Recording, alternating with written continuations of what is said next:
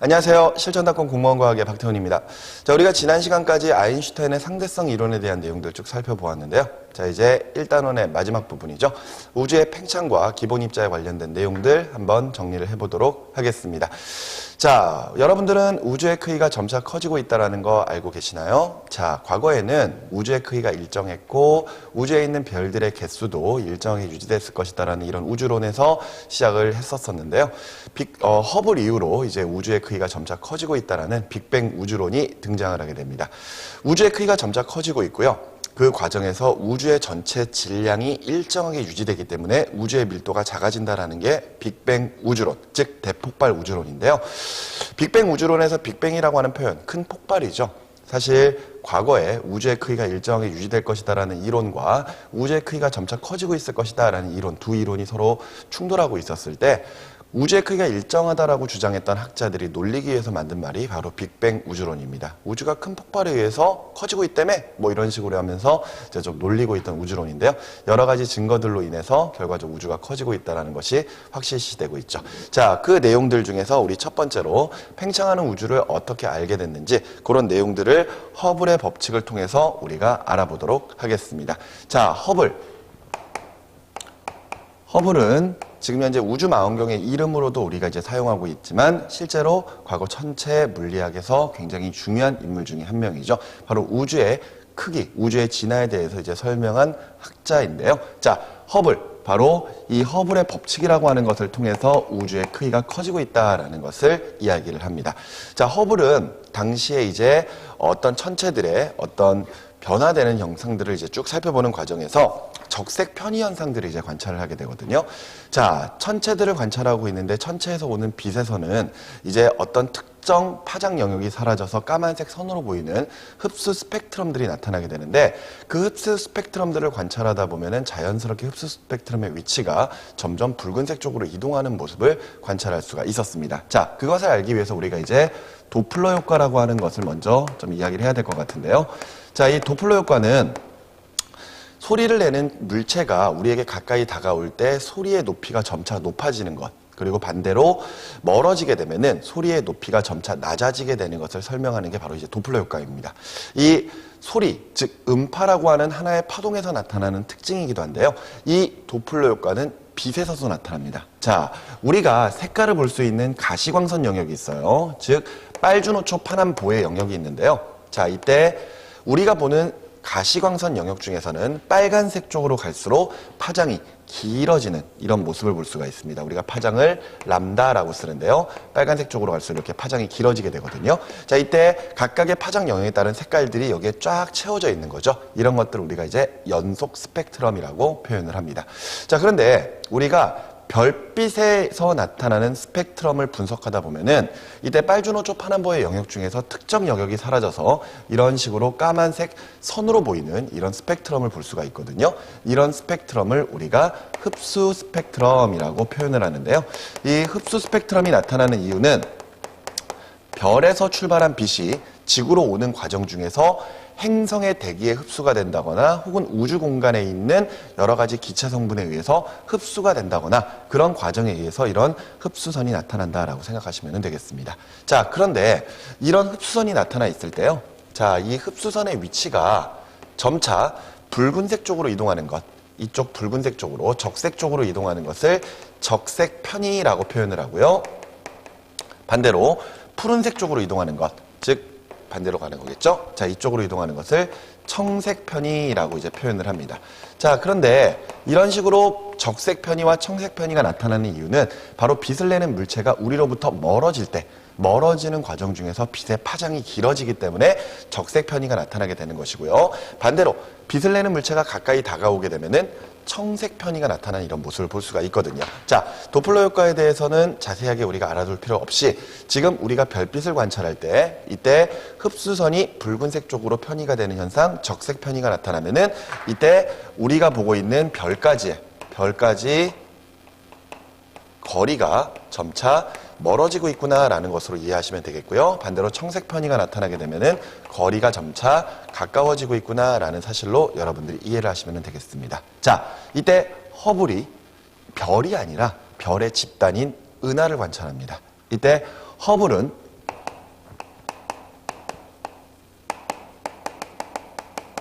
외부 은하를 관찰하거든요.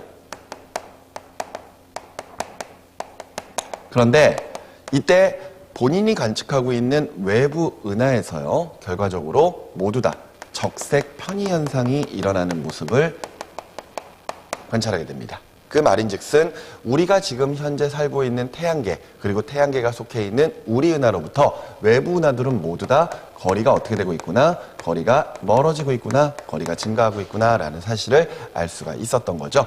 실제로 그 당시에는 이제 우주의 크기를 우리 태양계가 속해 있는 우리 은하의 크기 정도로만 생각을 했었습니다.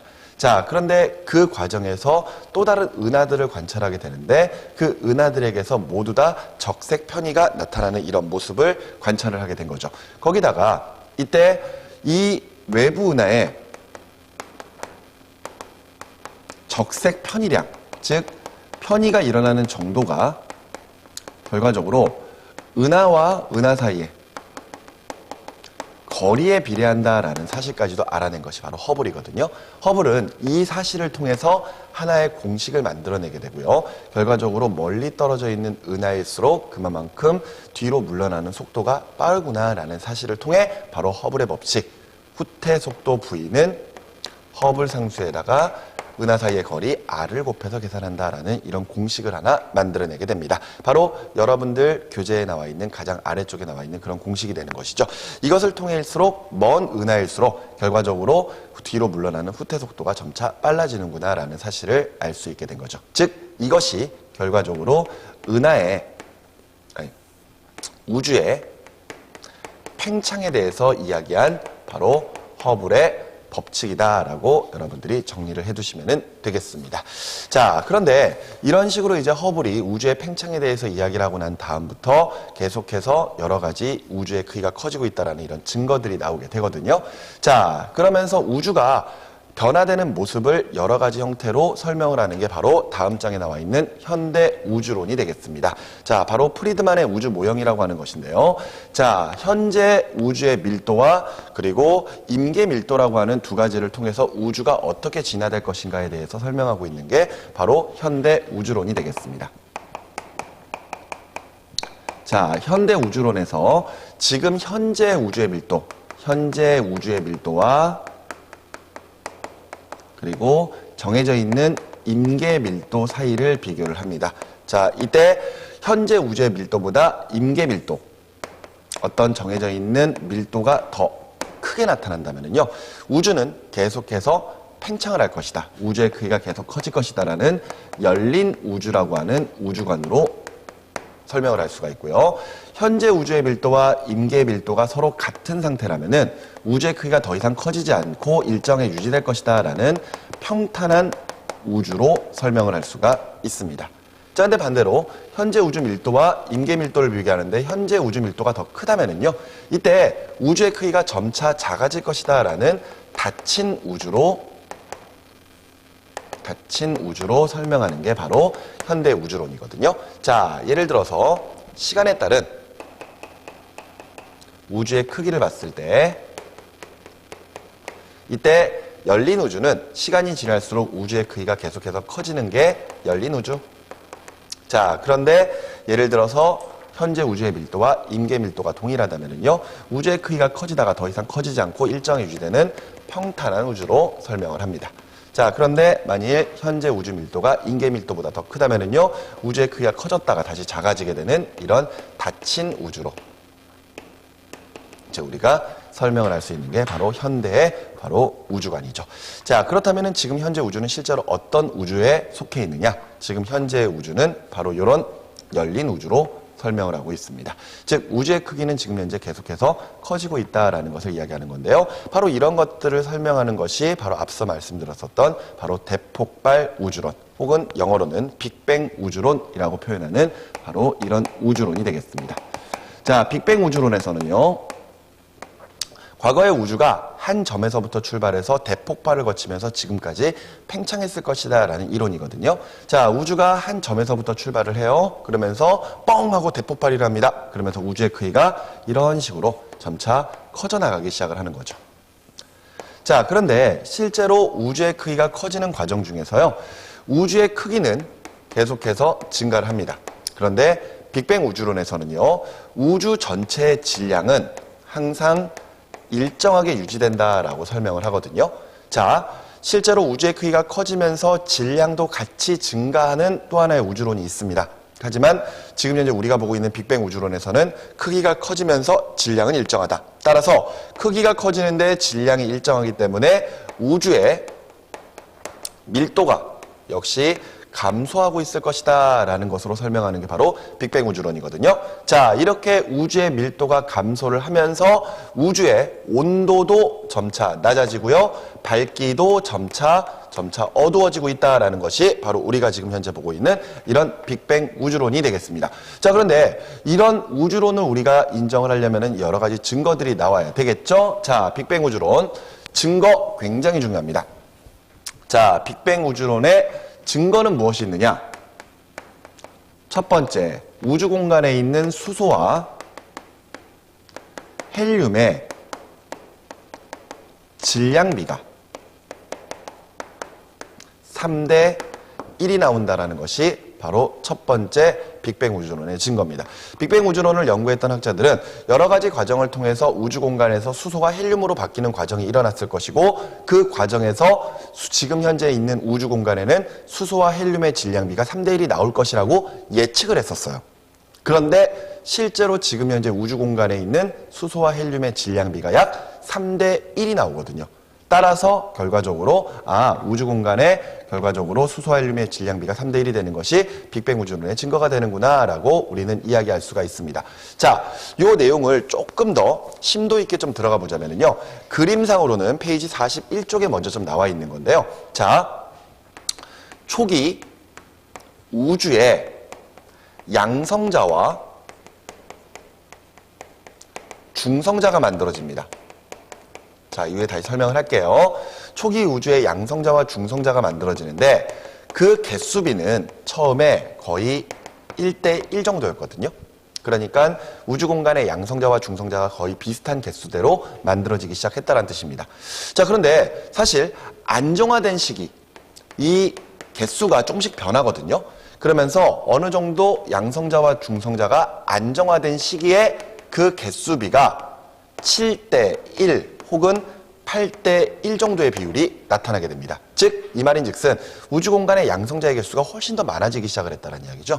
자, 그거는 양성자가 중성자에 비해서 조금 더 안정적이기 때문에 양성자와 중성자가 만들어진 이후에도 계속해서 끊임없이 붕괴된 다음에 다시 또 양성자와 중성자로 바뀌고 이런 과정이 진행되는 과정 중에 양성자가 좀 더 많이 만들어졌다라고 여러분들이 생각을 해주시면 되겠습니다. 자, 이렇게 우주 공간에서 양성자와 중성자가 7대 1 혹은 8대 1의 개수비로 만들어지고 난 다음에 바로 이제 수소가 만들어지고 헬륨이 만들어지거든요. 자, 그런데 우리가 보통 이야기하는 수소는요, 질량수 1짜리 수소, 그러니까 양성자가 딱 한 개만 있는 그런 수소입니다. 자, 그런데 헬륨 같은 경우에는요, 원자번호 2번, 그러니까 양성자가 2개, 질량수가 4짜리, 즉 중성자가 2개가 있어야 되는 그런 원자핵이에요. 자, 다시 정리하자면요, 수소는 양성자가 하나만 있으면 됩니다. 양성자가 하나만 있으면 돼요. 하지만 헬륨 같은 경우에는 양성자 2개에 중성자가 또 2개가 있어야 되거든요. 자, 우주 공간에 있는 수소와 양성자와 중성자들을 통해서 이 수소와 헬륨이 만들어진다라고 해볼게요. 자, 그랬을 때 지금 현재 우리가 그 비율을 7대 1 정도로 한번 보도록 하겠습니다. 7대 1 정도. 자, 그러면 이것을 2배 정도로 바꿔주면은 14대 2 정도가 되겠죠. 14대 2. 자, 이 양성자 14개와 중성자 2개로 가지고 우리가 수소와 헬륨을 만든다라고 가정을 해보도록 할게요. 그렇다면은 이때 헬륨을 만들기 위해서 최소한 중성자가 2개가 필요해요. 그러면은 있는 중성자 모두 사용해서 헬륨 하나를 만들 겁니다. 그 과정에서 당연히 양성자도 2개가 더 필요하겠죠. 따라서 14개에 있는 양성자 중에서 2개를 쓰고 나면은 이때 헬륨은 하나가 만들어질 거거든요. 그러면 나머지 남는 12개의 양성자들은 모두 다 수소 원자핵으로 바뀔 수가 있는 겁니다. 따라서 결과적으로 우주 공간에 만들어진 수소와 헬륨의 개수비는 12대 1이 되는 거죠. 12대 1. 자, 그런데 이것을 질량비로 바꿉니다. 질량비. 무게로 바꿀 거예요. 자, 그러면은 이때 수소 대 헬륨을 보는데요. 이때 앞에 붙어 있는 숫자, 질량수라고 하는 것 1과 4죠. 그러니까 수소의 질량을 1이라고 가정을 했을 때 헬륨은 그것보다 4배 무겁다는 뜻입니다. 따라서 12개와 1개 있는 수소와 헬륨의 질량비를 따지면 12대 4가 될 것이고요. 그 값이 얼마가 될 것이다? 바로 3대 1이 될 것이다 라는 게 바로 지금 현재 빅뱅 우주론의 첫 번째 증거인 수소와 헬륨의 질량비가 3대 1이 나온다라는 이런 내용이 되겠습니다. 여기까지 이해가 되셨나요? 자, 요게 빅뱅 우주론의 첫 번째 증거. 그러니까 초기 빅뱅 우주론을 연구했던 학자들이 아마 이럴 것이다 라고 예측을 했는데 그 내용이 실질적으로 증명이 된 거죠. 그렇게 해서 빅뱅 우주론의 첫 번째 증거로 보고 있고요. 자, 그리고 두 번째는 바로 우주 배경 복사라고 하는 빛입니다. 우주 배경 복사. 자, 이 우주 배경 복사라고 하는 것은 우주가 탄생하고 나서 시간이 지나면서 우주가 계속해서 진화가 되게 되는데요. 이때 우주의 나이가 38만 년이 되었을 때 이때 우주의 온도가 약 3000 켈빈 정도, 그러니까 우리가 이제 절대 온도라고 하는 단위로 켈빈을 쓰고 있는데요. 이때 273에다가 우리가 일반적으로 사용하는 섭씨 온도를 더해서 말하는 게 절대 온도가 됩니다. 그래서 그 온도가 약 3000 켈빈, 그러니까 거의 한 3000도 가량 되는 거죠. 우주의 온도가 약 3000도 가량 되었을 때 우주로 방출된 빛이에요. 그러니까 3000 켈빈 정도의 온도를 나타내는 그런 빛이 방출된 것을 우리가 우주 배경 복사라고 표현을 합니다. 이 우주 배경 복사가 과거에 38만 년 때 아마 우주 공간으로 방출되어서 먼 우주 공간으로 퍼져나갔을 것이다 라고 학자들이 예측을 했는데요. 그것이 발견이 됩니다. 펜지어스와 윌슨이라고 하는 사람이 전파 실험을 하는 과정 중에서 우주에서 오는 미세한 잡음 같은 것들을 관찰하게 되거든요. 근데 그 미세한 잡음이 도대체 무엇일까를 확인하다 보니까 이게 7.3cm 정도의 파장을 가지고 있는 빛이라는 것을 알게 돼요. 자, 그런데 이게 왜 그러실 것일까? 그것들을 연구하는 과정 중에서 과거 이 빅뱅 우주론을 주장했던 학자들이 당시에 3000 켈빈 정도의 온도에서 출발한 빛들이 우주 공간으로 퍼져나가면서 계속해서 온도는 떨어졌을 것이고 아마 지금 현재는 약 2에서 3 켈빈 정도 되지 않을까라고 예측을 했는데 그 빛, 바로 7.3cm 정도 되는 이 파장의 빛 영역이 2.7 켈빈 정도 온도를 나타내는 그런 빛의 파장이라는 것을 알게 된 거죠. 그리고 저것이 바로 그 당시 학자들이 주장을 했었던 우주 배경 복사구나라는 것을 알게 됩니다. 그 과정을 통해서 결과적으로 빅뱅 우주론이 또한 맞다라는 것을 또 하나 증명을 하게 되는 것이죠. 페이지 40쪽에 보시면요. 동그란 그림이 하나가 나와 있을 텐데 이게 WMAP 위성 혹은 코비 위성이라고 하는 이 우주 배경 복사를 관측하는 이런 위성을 통해서 관측한 우주 배경 복사의 분포도라고 생각을 하시면 되겠습니다. 이때 우주 배경 복사를 우리가 관찰하면요, 우주의 전역에서 관찰이 되거든요. 즉 우주의 모든 방향에서 우리는 모두 우주 배경 복사를 관찰할 수 있는데 우주 배경 복사가 우주의 모든 방향에서 관측된다? 그 말은 우주가 모든 방향으로 커져나갔구나라는 것을 증명하는 또 하나의 이론이면서 사실 이 우주 배경 복사의 양을 따져보면은 우주 배경 복사가 많이 관찰되는 장소도 있고 적게 관찰되는 장소들도 있거든요. 그래서 그것이 색깔로 얼룩덜룩하게 나타나게 되는데 그것을 통해서 우주에 우주 배경 복사가 고르지는 않구나. 그 말은 결과적으로 우주 배경 복사가 많이 관찰되는 장소와 적게 관찰되는 장소가 있을 때 많이 관찰되는 장소에 물질들이 많이 모여 있으면서 거기에서 결과적으로 별들이 탄생할 수 있었겠구나라고 우리가 해석을 할 수가 있는 그런 내용이 바로 이 부분에서도 나오게 됩니다. 자, 중요한 것은 빅뱅 우주론의 대표적인 두 가지의 증거. 첫 번째는요, 바로 우주 공간에 있는 수소와 헬륨의 질량비가 몇 대 몇? 그렇습니다. 3대 1이 될 것이라는 것. 그리고 두 번째로 바로 이 우주 배경 복사가 우주 모든 방향에서 관측이 된다는 것. 이런 것들이 빅뱅 우주론의 증거다라고 여러분들이 기억해 두시면 되겠습니다. 자, 이런 내용이 페이지 40쪽까지 나와 있는 내용이고요.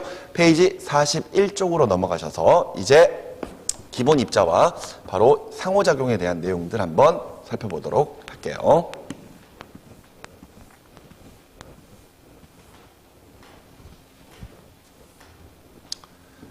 자, 우리는 물질이 작은 입자로 되어 있다는 사실을 알고 있습니다. 그 작은 입자라고 하는 것, 바로 여러분들이 알고 있는 원자 단위죠. 자, 그런데 우리 원자라고 하는 거, 이 원자라고 하는 것은 처음에 원자를 규정했던 돌턴은 더 이상 쪼개지지 않는 입자라고 이야기했지만 이후에 원자가 쪼개진다는 사실을 알게 됐었죠. 바로 원자핵과 전자로 나눠지게 되고요. 또다시 원자핵은 양성자와 중성자로 나눠진다는 사실까지도 알게 됩니다. 그죠? 자, 그런데 사실 저런 입자들을 만드는 더 작은 단위들이 있어요. 바로 양성자와 중성자들은 각각 쿼크라고 하는 것을 통해서 만들어지게 되거든요. 쿼크. 그런데 이 쿼크라고 하는 것이 바로 우주의 탄생 초기에 만들어졌었던 바로 기본 입자에 해당하는 그런 내용들이 되겠습니다. 그런 내용들을 이 부분에서 살펴보게 될 건데요. 자, 일단 먼저 자연계에 존재하는 네 가지의 힘에 대해서 한번 정리해 주도록 할게요. 자, 네 가지의 힘입니다. 힘의 종류 되게 많지 않나요? 그런데 자연에 존재하는 네 가지의 힘, 그리고 이 네 가지의 힘에서부터 모든 힘들이 파생되어 나왔다라고 생각을 하시면 되겠습니다. 자, 이 네 가지의 힘 중에 첫 번째는요, 바로 우리가 너무나 잘 알고 있는 중력, 그리고 두 번째는요, 바로 전자기력, 전기력과 자기력을 합한 표현이죠. 과거에는 전기력과 자기력이 서로 다른 거라고 생각하고 있었는데요. 어느 순간에 전기력이 자기력을 혹은 자기력이 전기력을 유도한다는 사실을 알게 되고 결과적으로 같은 거구나라는 것을 알게 되었습니다. 그래서 전자기력이라는 표현을 쓰고 있고요. 세 번째로는 약한 상호작용, 그리고 네 번째로는 강한 상호작용, 이렇게 표현할 수 있는데요. 또는 약한 힘 또는 강한 힘이라고 이제 표현하기도 합니다. 자, 요 네 가지의 힘이 바로 자연에 존재하는 네 가지의 힘이다라고 보통 이야기를 하는데요. 자, 여러분들 중력이라고 하는 거 왜 생겼죠? 결과적으로 만유인력 때문에 생겼었죠. 바로 이 중력은 바로 질량을 가진 물체 사이에서 작용하는 힘입니다. 자, 전자기력은요, 전하를 띈 입자, 그러니까 플러스 마이너스 혹은 N극, S극을 띈 그런 입자들 사이에서 작용하는 힘을 우리가 전자기력이라고 표현을 하죠. 자, 그런데 이 중력과 전자기력의 둘의 공통점은요, 결과적으로 질량을 가진 입자들 사이 혹은 전하를 가진 입자 사이에서 작용하는데 그 작용 범위가 무한대입니다. 즉, 가까운 거리에서부터 거리가 멀어지면 멀어질 때까지 그 힘은 약해질지언정 그 힘이 작용하는 것이 바로 중력과 전자기력의 공통점이라고 보시면 되겠어요. 자, 그런데 아래 나와 있는 약한 상호작용이나 혹은 강한 상호작용은 조금 달라요. 약한 상호작용 같은 경우에는요, 보통 핵에 붕괴가 일어날 때 작용하는 힘을 우리가 약한 상호작용이라고 표현을 하고 있고요. 그리고 강한 상호작용은 핵자 사이에서 작용하는 힘이다라고 보통 표현을 합니다. 자, 이때 핵자라고 하는 것은 핵을 이루고 있는 입자들을 이야기하거든요. 자, 우리 원자핵 볼까요? 이 원자핵에는 양성자와 중성자가 있죠. 그리고 양성자와 중성자를 이루는 쿼크들이 있습니다. 그런데 이런 것들이 바로 핵을 이루는 입자, 바로 핵자가 되거든요. 그 핵자들 사이에서 작용하는 매우 강한 힘을 우리가 강한 상호작용이라고 표현하고 있는데요. 자, 이때 요 두 힘은 매우 가까운 거리에서만 작용한다라는 이런 특징들이 있습니다. 자, 약한 상호작용 같은 경우에는요, 핵이 불안정할 때 붕괴가 일어나거든요. 뭐 알파 붕괴, 베타 붕괴 뭐 이런 식의 붕괴들이 막 일어나는데 그런 붕괴가 일어날 때 작용하는 힘을 약한 상호작용이라고 표현하게 되는 거고요. 강한 상호작용은 앞서 말씀드렸던 것처럼 핵을 이루고 있는 입자들 사이에서 작용하는 힘입니다. 여러분들 한번 생각해 보자고요. 자, 원자핵에는 양성자와 중성자가 모여 있어요. 그런데 이름 그대로 양성자는 플러스 힘을 띠고 있고 중성자는 아무런 힘을 띠고 있지 않은 중성 상태거든요. 그래서 얘네들이 지금 아주 작은 공간이 원자핵에 이렇게 모여 있는 건데 중성자는 그렇다고 치더라도요, 이때 양성자들이 서로 간에 모여 있으면은 양성자들은 서로 간에 플러스 힘을 나타내고 있으니까 서로 간에 밀어내는 힘, 즉 청력이 작용할 거 아니에요. 그럼 청력이 작용하면 원자핵 상태를 이루지 못한다는 이야기거든요. 그런데 어떻게 해서 원자핵이 이루어질 수 있느냐? 그걸 설명하는 게 강한 상호작용이에요. 즉, 이때 양성자와 중성자가 모여 있을 때 이때 양성자와 중성자 사이에서 강한 상호작용이 일어나기 때문에 원자핵이 이루어질 수 있을 것이다. 만들어질 수 있을 것이다. 이렇게 지금 설명하고 있는 거죠. 그래서 그 핵이라고 하는 그 작은 공간 내에서 그 가까운 거리에서만 지금 현재 강한 상호작용이 일어난다라고 설명을 하고 있는 겁니다. 자, 이런 내용들 자연 상태에서 존재하는 네 가지의 힘들이 있는데요. 자, 이때 앞서 우리 원자라고 하는 것 쪼개보면은 이런 식으로 양성자와 중성자까지 쪼갰을 때 이후에 쿼크들도 나오고 전자들도 있다 그랬습니다. 자, 이때 지구상에 있는 우주 공간에 있는 모든 물질을 만들어내는 기본적인 입자를 말 그대로 기본 입자라고 표현하는데요. 기본 입자에는 쿼크가 있고요. 그리고 경입자라고 부르는 렙톤이라고 하는 두 종류가 존재를 합니다. 자, 그런데 이 쿼크의 종류도요. 6가지가 있어요. 업, 다운, 참, 스트레인지, 탑, 버텀 이렇게 해서 총 6개의 쿼크가 있는데 우리는 그 중에서 업 쿼크 그리고 다운 쿼크 얘네 두 종류만 알고 있으면 돼요. 위 쿼크, 아래 쿼크라고 표현하기도 하거든요. 자, 이때 업 쿼크도 플러스 마이너스의 전하를 띠고 있는데 업 쿼크는 하나당 플러스 3분의 2만큼의 전하를 띠고 있고요. 다운 쿼크는 하나당 마이너스 3분의 1의 전하를 띠고 있어 라고 이야기를 하고 있습니다. 자, 쿼크 6종류 중에서 업 쿼크와 다운 쿼크 두 종류만 알고 있으면 되시고요. 렙톤 같은 경우에는요. 전자, 뮤온, 타우 그리고 각각의 중성미자 3가지 그러니까 전자 중성미자, 뮤온 중성미자, 타우 중성미자 해가지고 총 3가지 그래서 총 6가지의 종류로 이루어져 있는 게 역시 렙톤입니다. 근데 그 중에서 우리는 전자 하나만 알고 있으면 돼요. 이때 전자의 전하량은 마이너스 1이라고 이야기를 하고 있죠. 자, 앞서 원자핵을 구성하는 양성자와 중성자가 쿼크로 구성되어 있다라고 이야기를 했는데요. 이때 양성자와 중성자는 모두 다 쿼크 3개씩으로 구성이 되어 있습니다. 자, 그래서 양성자는요. 업 쿼크 2개와 다운 쿼크 하나로 구성되어 있기 때문에 플러스 3분의 2짜리가 몇 개? 2개. 플러스 마이너스 3분의 1짜리가 몇 개? 1개. 그래서 계산해보면 얼마 나오죠? 그렇습니다. 바로 플러스 1 나오죠. 이게 양성자가 가지고 있는 전하량이에요. 자, 근데 중성자 같은 경우에는요. 업 쿼크 하나, 다운 쿼크 2개로 되어 있어요. 따라서 플러스 3분의 1짜리가 2짜리가 1개. 그리고 마이너스 3분의 1짜리가 몇 개? 2개. 그래서 계산해보면 얼마? 빵 나오죠. 그래서 아무런 전하를 띠고 있지 않은 것이 바로 중성자가 되겠습니다. 자, 다시 정리하자면요.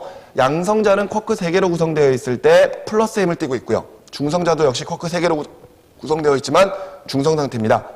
전자는 렙톤이죠. 마이너스의 전하를 띠고 있어요. 그러면서 양성자 하나의 전하량과 전자 하나의 전하량은 절대값이 서로 같습니다. 따라서 지금 우리가 보고 있는 원자는 항상 중성 상태여야 되기 때문에 결과적으로 그 원소가 가지고 있는 양성자의 개수와 전자의 개수는 무조건 똑같아야 되는구나 라는 사실까지도 우리가 이제 알 수가 있는 그런 부분들이죠. 자, 요런 내용들 바로 페이지 41쪽에 나와 있는 내용들이고요. 다 외우실 필요 없습니다. 자, 이때 기본 입자에 쿼크와 렙톤이 있는데 쿼크는 종류를 2가지, 업 쿼크와 다운 쿼크, 렙톤은 전자 하나 이렇게 이제 여러분들이 알아두시면 된다는 거 기억해 두시기 바라고요. 앞서 4가지의 힘이 있다라고 이야기했었습니다. 자, 근데 이 4가지의 힘들이 각각 어느 입자들 사이에서 작용하면서 그리고 그런 입자들이 실제로 힘이 작용을 할 때 그 힘을 도와주는 입자들이 있거든요. 그것을 우리가 매개 입자라고 표현하는데 그 매개 입자가 무엇이 있는지 페이지 42쪽을 보면서 마지막으로 정리를 하도록 하겠습니다. 자, 다시 4가지 힘 보시면은요. 자, 중력이라고 하는 것. 거기 나와 있는 순서대로 가면 전자기력부터 먼저 나와 있네요. 전자기력이라고 하는 것은 전하를 띠고 있는 입자들 사이에서 작용하는 힘이라 그랬죠. 아까 우리 봤었던 기본 입자 중에서 쿼크 같은 경우에도 역시 마찬가지로 전하를 띠고 있습니다. 따라서 지금 현재 전하를 띠고 있는 입자인 그런 입자들 사이에서 지금 전자기력이 작용할 텐데요. 이때 그 전자기력이 작용할 때 그 입자와 입자 사이에서 그 힘을 전달해주는, 매개해주는 그런 입자들이 있어요. 그런 입자들을 매개입자라고 표현하거든요. 이때 전자기력의 매개입자는 우리가 빛을 이야기하는 바로 광자가 매개입자가 됩니다. 매개입자. 매개입자 외워두시면 돼요. 자, 전자기력의 매개입자는 뭐다? 광자다. 이렇게 이제 알아두시면 되고요. 그 아래 보시니까 강한 핵력 나오네요. 강한 핵력은 요거 강한 상호작용이에요. 앞서 말씀드렸던 것처럼 빛을 저 핵을 구성하고 있는 입자들, 핵자들 사이에서 작용하는 힘이기 때문에 쿼크 같은 것들, 그리고 여기에서 뭐 글루온 같은 것들도 있는데요. 자, 이때 매개입자는 말 그대로 글루온이라고 하는 그런 입자가 힘을 서로 간에 매개해준다. 이렇게 정리해 주시면 돼요. 자, 그리고 바로 밑에 있는 약한 핵력. 약한 핵력은 약한 상호작용 이야기하는 것이고요. 핵이 붕괴될 때 나타나는 그런 힘입니다. 자, 이랬을 때 그 매개입자는 바로 W 보손 혹은 이제 G 보손이라고 부르는 그런 입자들이거든요. W 보손에는 W 플러스 보손, W 마이너스 보손이 있고요. G 보손 해가지고 각각 이런 보손들이 존재하는데 얘네들이 각각의 매개 입자들이라고 생각하시면 되겠습니다. 자, 그런데요. 이 네 가지의 힘 중에서 전자기력은 광자가, 그리고 강한 상호작용은 글루온이, 그리고 약한 상호작용은 보손이 각각 매개 입자입니다. 그런데 이 중력이요. 질량을 가진 물체들 사이에서 작용하는 힘, 이 중력이라고 하는 저 힘의 매개 입자는 찾아지지 않았습니다. 자, 그런데 실제로 이 네 가지의 힘이 결과적으로 자연계에 존재하는 모든 힘의 어떤 근원이라고 봤을 때 나머지 세 가지가 모두 다 매개 입자를 가지고 있다면 중력도 분명히 매개 입자를 가지고 있을 거라고 예상을 했었어요. 그래서 아직까지 우리는 찾아내지는 못했지만 그 중력의 매개 입자를 가상으로 중력자라고 표현하게 되고요. 이 중력자가 저 중력을 매개하는 그런 입자일 것이다. 힘을 매개하는 입자일 것이다. 이렇게 이제 정리를 하고 있습니다. 자, 앞서 말씀드렸던 것처럼 이 중력과 전자기력은 무한대로 작용하지만 약한 상호작용이나 강한 상호작용은 매우 가까운 거리에서만 작용하는 힘이라는 거 역시 한번 다시 기억을 해 두셨으면 좋겠네요. 자, 너무 뭐 자세하게 들어가실 필요는 없고요. 자, 이런 것들이 있다라는 것 정도까지 간단하게 정리를 해두시면은 이 부분은 마무리될 거라고 생각을 합니다. 자, 여기까지가 바로 1단원 고전역학과 그 다음에 아인슈타인의 일반 상대성 이론, 그리고 더 나아가서 대폭발 우주론 같은 우주의 진화에 관련된 내용들, 그런 내용들을 정리하는 부분들이었습니다. 자, 오늘 수업은 여기까지고요. 다음 시간에는 이제 전자기장 파트로 들어가도록 하겠습니다. 전자기장 하면은 이제 전기력과 자기력 이 두 가지를 모두 이제 배우는 구간인데요. 과거 이 물리에서도 있었던 부분이고 새롭게 개편된 물리에서도 역시 아주 중요한 부분을 차지하고 있는 곳이거든요. 자, 그 부분 볼 때 다시 한번 만나도록 하겠고요. 오늘 여기까지입니다. 수고하셨습니다.